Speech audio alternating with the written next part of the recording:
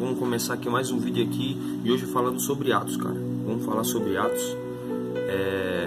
Atos, o que é Atos para nós? O que é Atos para nós? Atos é importante, cara, muito importante, pois sem Atos nós não saberíamos como que é a igreja primitiva naquela época. Nós não saberíamos como que funcionou, como que aconteceu, como que foi o derramamento do Espírito. Nós não saberíamos. Por mais que a gente tivesse uma ideia sobre as epístolas, de como foi a igreja, nós não teríamos vividamente isso, pois Lucas ele explica vividamente a história de Atos. O que aconteceu com os discípulos, como que os discípulos foram se desenvolvendo ali espiritualmente, e Atos ele traz isso para nós.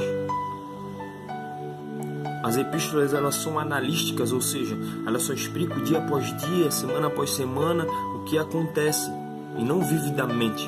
Ou seja, tu lê Atos e tu sente aquilo dali, certo? Então hoje nós vamos trazer Atos, mas nós vamos separar em 5 vídeos, cara, porque vai ficar muito grande. Eu vou ser bem rápido aqui, bem rápido mesmo, cara, para o vídeo não ficar muito grande, porque hoje em dia a pessoa ela é muito corrido, o tempo é muito corrido. Então, vou tentar fazer um vídeo bem curto, para que a gente possa aprender um pouco mais e não perder tanto tempo na nossa vida, beleza? Então aqui, mano, eu vou trazer aqui o comprometimento com a palavra que a igreja tinha naquela época. Ou seja, a igreja de Jerusalém nasceu sobre a égide da verdade, ou seja, eles eram firmados na verdade, cara. Tudo que eles faziam era baseado na verdade, baseado em Jesus, e é isso aí, cara. Naquela época era assim. E a igreja começou com um derramamento do Espírito, como todos nós lemos ali em Atos 2.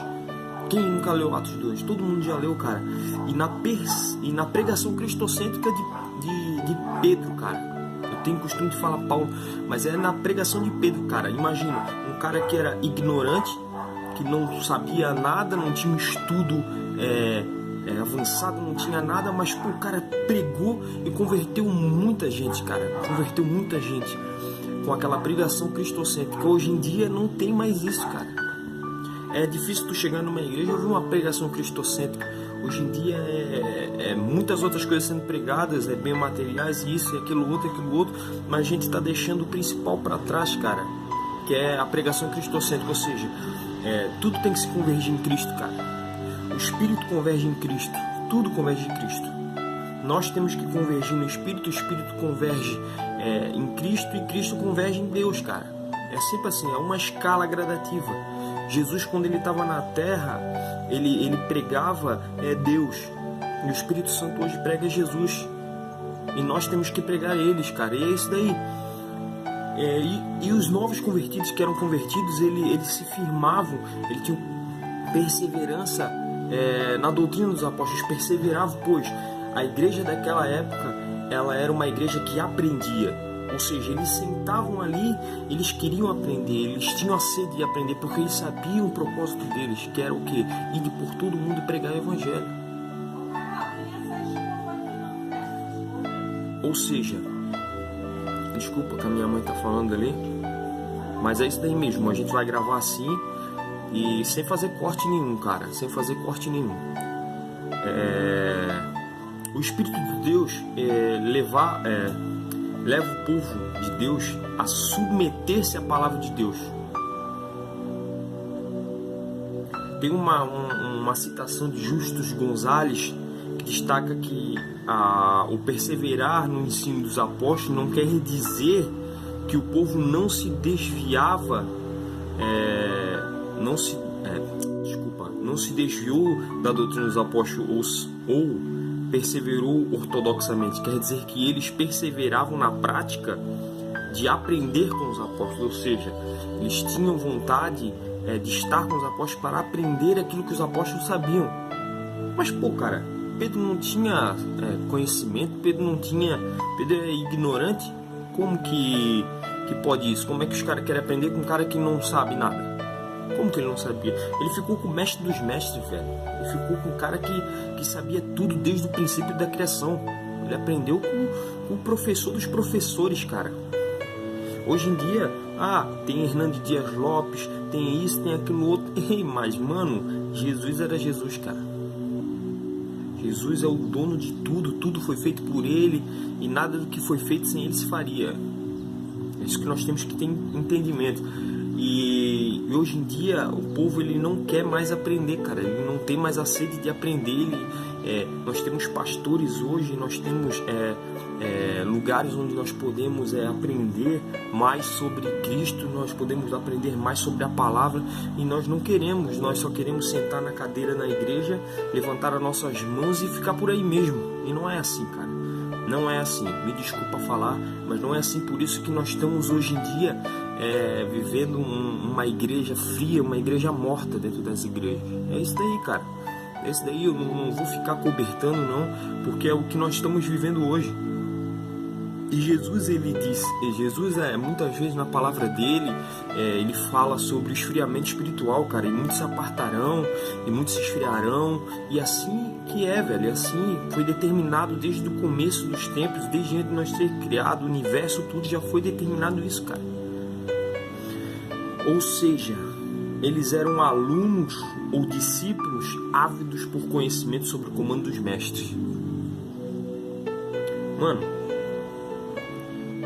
hoje em dia, o que nós temos mais? O que está mais em alta aí hoje? O que o ser humano mais quer? O ser humano quer uma facilidade, cara. Ele quer um caminho por onde ele possa percorrer sem fazer muito esforço, cara. Mas não tem esse negócio, cara. Não existe. Se você achar um jeito de eu chegar ao pleno conhecimento de Cristo sem fazer esforço, você me passa aqui pelos comentários aqui no vídeo, porque eu também quero seguir esse caminho, cara. Eu acho que não existe. O próprio Senhor Jesus, ele fala, ele é o caminho, ele é a verdade, ele é a vida. Ou seja, se eu quero chegar ao pleno conhecimento de Cristo, a estatura do varão perfeito, eu tenho que percorrer o caminho de Cristo, cara. Ou seja, aquele que quer vir após mim, tome a sua cruz e me siga. Ou seja, a cruz é o quê? É apanhar na vida, cara. Ah, mas quer dizer que eu só tenho que apanhar na vida? Não estou dizendo isso. Jamais eu vou dizer isso para vocês, cara. Mas nem tudo é caminho de flores. Quando Abraão chegou num certo ponto, ele disse para Ló que escolhesse o caminho. E Ló escolheu o caminho de flores, cara. O caminho que a dele era aprazível ao olho. E Abraão foi pro deserto, cara. Mas deserto é lugar de aprendizado. Então que a gente possa entrar nesse deserto, cara, para aprender. Mas a gente não faça do deserto uma morada também, né, cara? Não faça do deserto uma morada, um lugar onde a gente pode ficar habitando ali pro resto da vida. Não, cara. Deserto não é lugar de morada, deserto é lugar de aprendizado. Ele é uma escola, cara. Beleza? Mano, pentecostalismo, cara. Neopentecostalismo, desculpa. É o que tá mais em alta, cara. E tem muitas, como é que eu posso dizer? Muitas ideologias que foram postas na história para cobertar a verdade, cara. Os desvios da verdade. E quais são elas, cara? Primeiro vê a ortodoxia, que é a ortodoxia que foi feita na Idade Média. Heresias da Idade Média, tá, mano? Sem piedade, o pietismo, piedade sem ortodoxia. Quakers, a importância é a luz interior, o movimento liberal, a razão acima da revelação, o movimento neopentecostal, a experiência acima da revelação. Ou seja, o que está mais em alta no Brasil é o neopentecostal, velho. O neopentecostal é a experiência acima da revelação. Ou seja, eles passam aquilo que eles vivem, eles não passam aquilo que está escrito na Bíblia. Eles não pregam a Bíblia, eles pregam revelações próprias, tipo como se fosse Mormon. É um livro que um cara escreveu, que teve uma experiência com um anjo e que não... Então, cara, não cai nessa, velho. Não cai nessa. Neopentecostalismo não vai nessa, velho. Se tu tem comprometimento com a palavra de Deus, seja firmado na palavra de Deus. Não seja firmado em heresias que estão sendo postas por aí. Ou seja, Deus tem um comprometimento com a sua palavra, cara. Ele tem zelo pela palavra dele. E uma igreja fiel de verdade, ela não mercadeja a palavra de Deus. Ou seja, ela não vende a palavra de Deus. Ou seja, nós vemos muitos mercadores, cara, por aí. Muitos mercadores. Ou seja, gente que vende a palavra de Deus, cara. Ou seja, eu tenho a consciência de que a palavra de Deus ela tem que ser dada, velho. Ela não tem que ser cobrada. Mas cada um é cada um. Entendeu? Se depois vai ter que prestar conta, cara, porque a palavra de Deus diz que todos vão de comparecer diante do tribunal. Beleza? Mano, então o vídeo de hoje é isso, cara. O vídeo de hoje é para que você se firme mais na palavra de Deus, tenha mais comprometimento com a palavra de Deus, cara.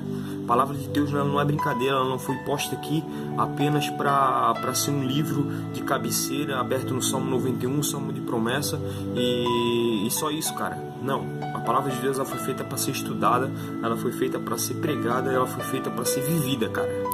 Beleza? Então é isso aí, mano. Fiquem todos com a paz do Senhor, fiquem todos com Deus e que todos tenham uma semana abençoada.